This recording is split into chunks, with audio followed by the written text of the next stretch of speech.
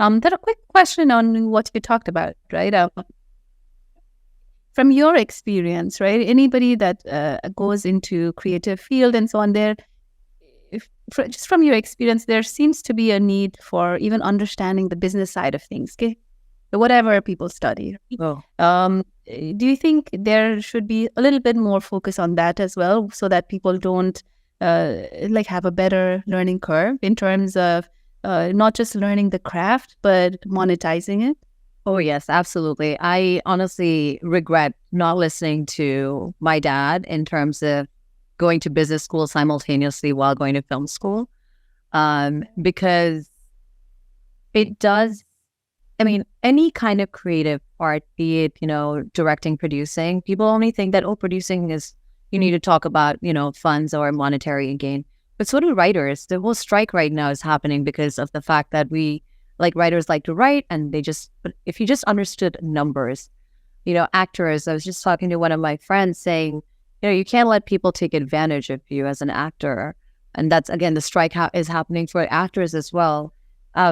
Even production assistants, if you're going to go into something, know your worth, know your background. If you've gone to film school, be able to say, hey, I really want to work on lighting because that's what I want to do forever or in the near future. This is how much I can bring. So know your numbers, learn to negotiate. I think those are things that are so important to be taught: negotiation, business. But even if it's just basic accounting, oh God, accounting is so... Yes.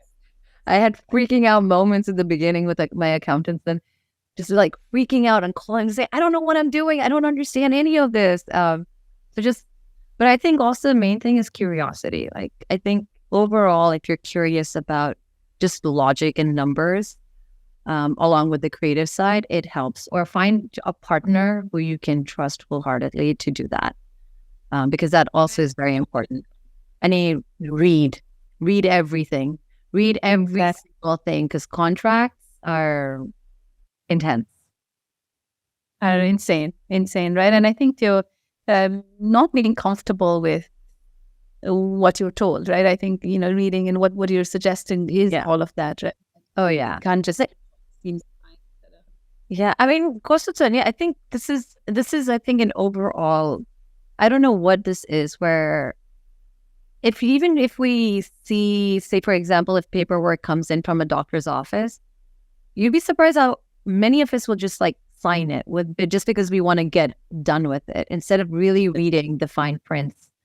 I used to be very guilty of doing the same. And then once I got into the producing aspect, I was like, wait, hold on. What does this mean? And now I redline everything and I ask questions. Asking questions again, why do I need to sign this? Why is this important? Is also I think that also brings in a lot of strength to who you are. I started feeling more comfortable when I started asking more questions instead of just going with the flow. And I think we've been trained culturally where asking questions is not as encouraged. And when I say culture, I just don't mean South Asian culture. I mean, regardless, as women, we've been told not to ask questions. That here we are breaking boundaries, and just why is my favorite word. No, I think that's such a good thing that we've learned, and I hope our community learns as well, right? Just asking questions, not just being okay with anything, right? The contracts with Kuratse, I think it's not just in terms of it's even for jobs and stuff, right? It can be anything where if you don't understand anything, you should ask questions. I think that should be that our community follows quite a bit. That are while talking about encouraging young people to follow in your path, apart from going to film school and just specializing and so on, what are some traits that you see are important? If people want to get into this field, and it's a big range we're talking about, right, in terms of different roles. What are some sort of things that you would suggest to people that are trying to get in? So I never had a mentor. I suggest finding a mentor.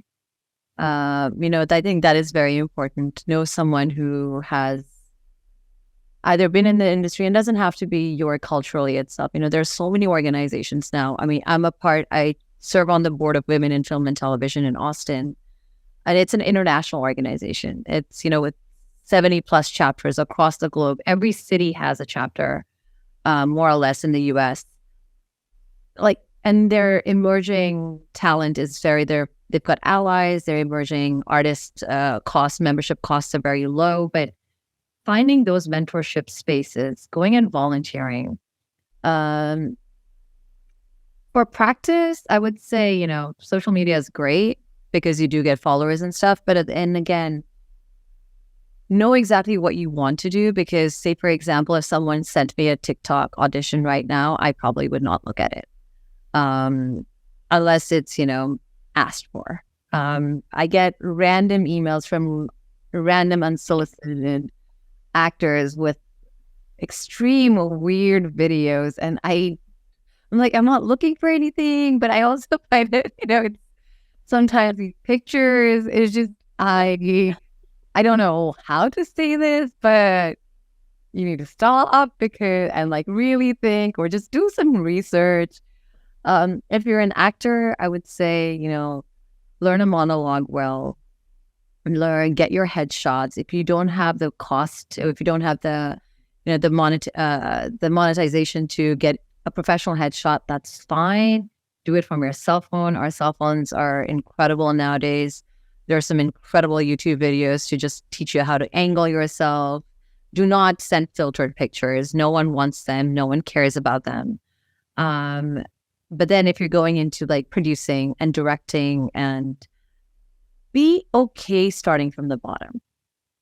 That's something that I really encourage. And I think there's this fact about ego, even till date now, the minute I find out, there's this big Hollywood production happening, that's millions of dollars, I find some way or the other, even if it's PAing, I will go on set just to see what the new gadgets are, what they're doing.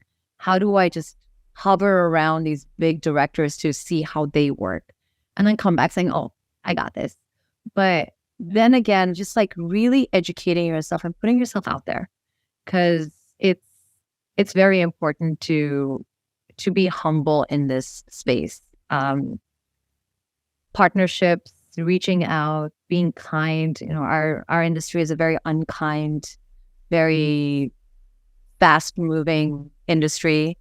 It's very based on a lot of look and feel, and it's very plastic in many ways. So know what's under the plastic. Really try to peel the layers, and then try to be authentic. Because there have been moments where I was like, you know what, whatever, maybe I should not do what I do. I mean, it's not like I've done much, but even, it's trying to be as authentic as I can for myself and to myself has been, it is a journey, and it's a battle. It's a nonstop battle, saying, well, if that person did that, what if I just tweaked my way a little bit?